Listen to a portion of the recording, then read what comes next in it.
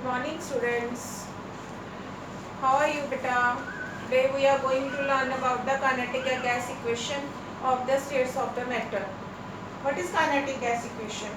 Based on the postulates of the kinetic theory of gases, a mathematical equation has been derived from which all the gas laws can be deduced. This equation is known as kinetic gas equation. And this is PV is equal to 1 by 3 mNc square. This is kinetic gas equation. Here what is P? P is the pressure exerted by gas. V is the volume of the gas. M is the mass of each molecule of gas. N is the total number of molecules of gas present in volume V. C is the root mean square speed of the gas. This is the kinetic gas equation. Next comes with the expression of the root mean square speed and average kinetic energy. What is this? What do you mean by kinetic energy? I already told you kinetic energy is the energy possessed by the molecules and the motion. And kinetic energy के लिए हम formula क्या लगाते हैं? Kinetic energy is equal to half mv square. If there are lot of number of molecules, that is n1, n2, n3 and so on, then what will happen? Then kinetic energy Ek, it is equal to n1 for n1 half mv1 square, for n2 half mv2 square, for n3 half mv3 square and so on.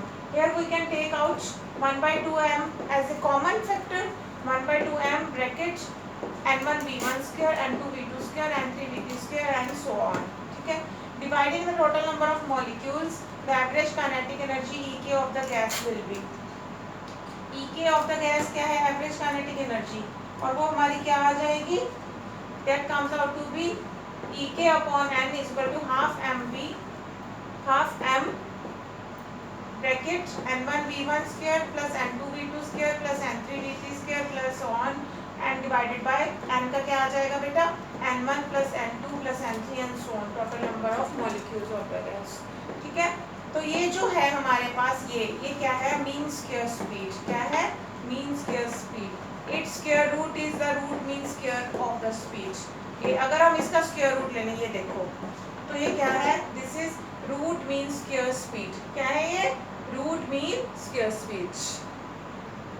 Root mean square speed. ये c आ गया हमारे पास. तो हमारा formula क्या बन गया? Ek part is equal to half m c square.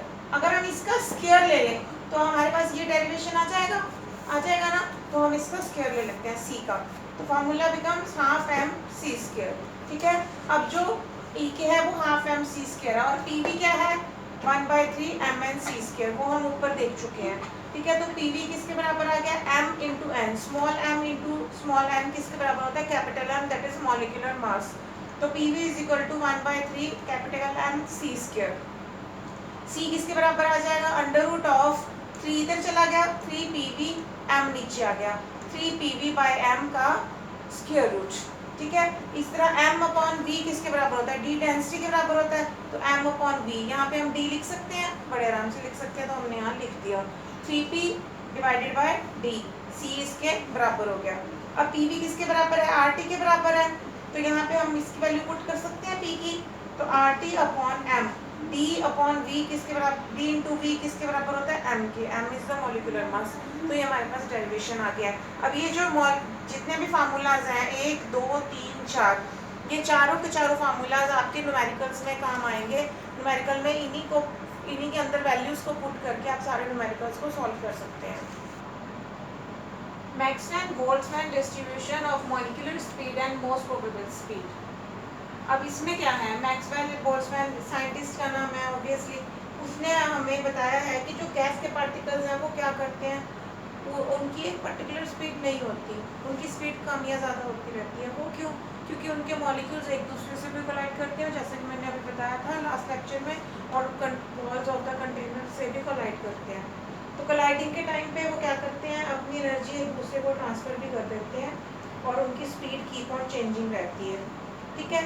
तो अब ये जो अगर हम क्या करते हैं, जो मॉलिक्यूल्स हैं वो उनकी एनर्जी बढ़ती भी जाती है स्पीड, और उनकी स्पीड कम भी हो सकती है.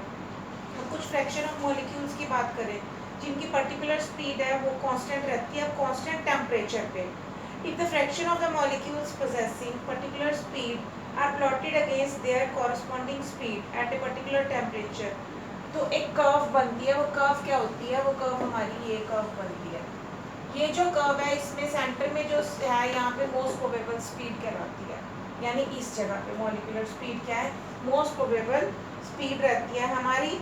तो डिस्ट्रीब्यूशन ऑफ द स्पीड को हम इसको क्या बोलते हैं? Maxwell Boltzmann distribution. क्या बोलते हैं? Maxwell Boltzmann distribution.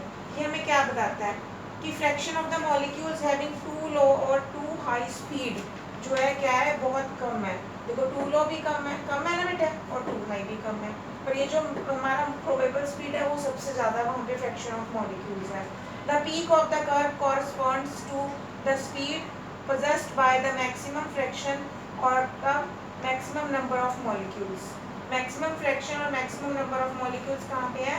most probable speed पे, जिसको हमने C स्टार दिया है। तो ये हमारा मैक्सवेल बोल्ट्जमैन डिस्ट्रीब्यूशन कर्व है।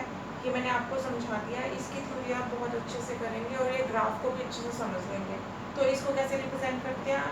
स्क्वायर रूट ऑफ 2RT/m, ये हमारा रहता है। नेक्स्ट रहता है effect of nature of gas.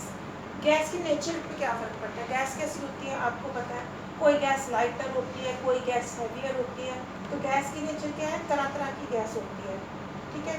अब जो लाइटर गैस है उनका हायर वैल्यू ऑफ C0 होगा, जैसे कि ये देख सकते हैं। नाइट्रोजन लाइटर गैस है, उसका हायर वैल्यू ऑफ C0 है।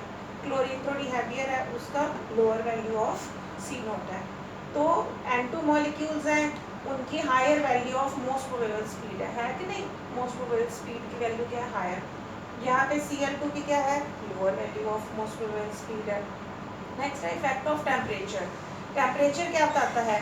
मैक्सवेल बोल्ट्जमैन डिस्ट्रीब्यूशन कर्व को जब हम ड्रा करते हैं, देखो यहाँ पे भी हमने fraction of molecules versus molecular speed लिया था। अब टेम्परेचर की बात कर रहे हैं, तब भी हम मैक्सवेल बोल्ट्जमैन कर्व में fraction of molecules versus molecular speed ही लेंगे।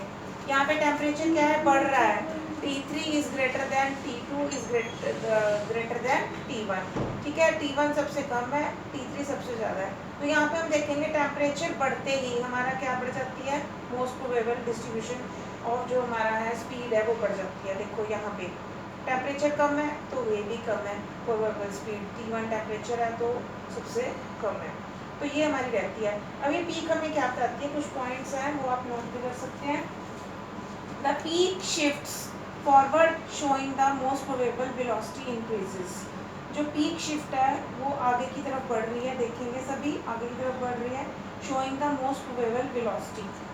The peak shifts downward showing that fraction of molecules or number of molecules possessing the most probable velocity decreases। देखो फ्रैक्शन ऑफ मॉलिक्यूल्स यहाँ पे है ना, T1 में सबसे ज़्यादा है, T2 में कम है, T3 में और कम है। जब टेम्परेचर बढ़ जाता है तो फ्रैक्शन ऑफ मॉलिक्यूल्स क्या हो जाते हैं? कम हो जाते हैं। But most probable speed molecular speed क्या है?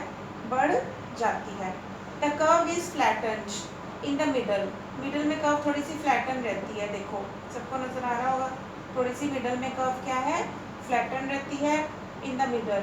जहाँ मोर मॉलिक्यूल ऑफ मतलब बहुत ज़्यादा मॉलिक्यूल्स होते हैं जिनकी स्पीड नियर द स्पीड क्या होती है? मोस्ट प्रोबेबल स्पीड के नियर रहती है। The fraction of molecules having higher speed increases. Fraction of molecules की मतलब हैविंग हायर स्पीड, जिनकी स्पीड ज़्यादा है वो क्या हो जाते हैं? बढ़ जाते हैं। The fraction of molecules having lower speed decreases. अब जो फ्रैक्शन ऑफ मॉलिक्यूल्स हैं जिनकी स्पीड लो है वो क्या हो जाते हैं? हमारे डिक्रीज हो जाते हैं, ठीक है। अब इसके साथ आपका most probable Boltzmann distribution curve का ये हमारा कंप्लीट हो जाता है टॉपिक। अब आप लोग क्या करेंगे? इससे रिलेटेड जितने भी आपके न्यूमेरिकल्स हैं वो आपका काम है उनको घर पे करना, और आपने उनको बहुत अच्छे से करना है सारे न्यूमेरिकल्स को। इन न्यूमेरिकल्स को घर पे सॉल्व करके आपने सारा जो थ्योरी का टॉपिक है उसको लर्न भी करना है। ओके बेटा, stay safe, stay at home.